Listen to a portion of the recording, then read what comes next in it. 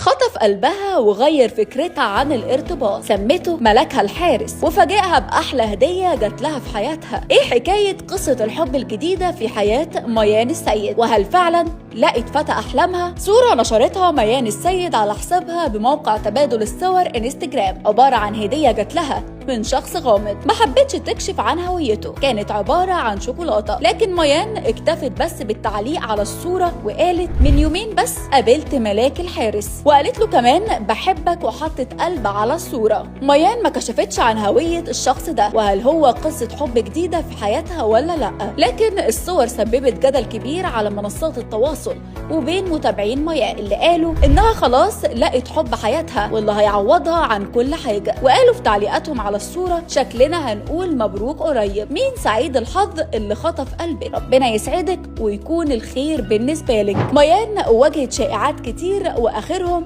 ان في علاقة ارتباط بينها وبين تيام مصطفى قمر بعد ما انتشرت ليهم صور كتيرة مع بعض، لكن الكلام ده رد عليه مصطفى قمر وقال كل الكلام ده كلام فارغ واشاعات. تيام بيتعامل مع كل صديقاته في الوسط الفني على انهم اخواته. انا مبسوط ان تيام مركز الايام دي انه ينجح ويكون من نجوم الصف الاول. لكن من فترة كان في تصريحات مثيرة لميان كشفت فيها عن مواصفات فتى أحلامها وهل بتفكر في الارتباط ولا لأ. وقالت ميان إن مواصفات الشخص اللي هيقدر يخطفها إنه يكون واثق في نفسه وبيشجعها ويدعمها، وده هيكون نابع من ثقته في نفسه اللي هي أهم حاجة، وما يكونش عنده مشكلة أشتغل وأحب شغلي وأديله وقتي وده ما يخليهوش يتضايق أو يخليني أأثر في شغلي. ميان قالت كمان إنه شرط أساسي في موافقتها على الارتباط إن يكون الشخص ده طيب وبيحب الحيوانات والناس وكمان جدع وصادق وما بيتنمرش على حد وجدع وفيه كل الحاجات الحلوة. لكن ميان من الفنانات اللي عادة بتتعرض لانتقادات كبيرة سواء بسبب إطلالاتها اللي بيوصفها البعض على إنها جريئة زيادة عن اللزوم واللي بتتعمد فيها التصوير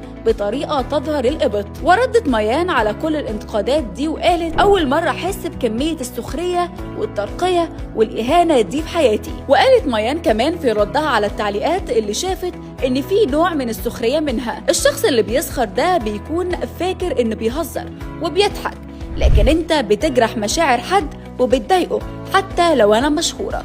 مش من حقك تهني أو تضايقني أو تتنمر عليا، مش معنى كده خالص ومش المفروض إن أسكت. مش هخلي الموضوع يضايقني ولا المتنمرين يأثروا عليا والموضوع بالنسبة لي خلص. لكن بعد صورة ميان السيد والتلميح لوجود علاقة عاطفية في حياتها، هل ممكن يكون الشخص ده من الوسط الفني ولا ممكن ما يكونش علاقة جديدة في حياتها؟ خلينا نشوف.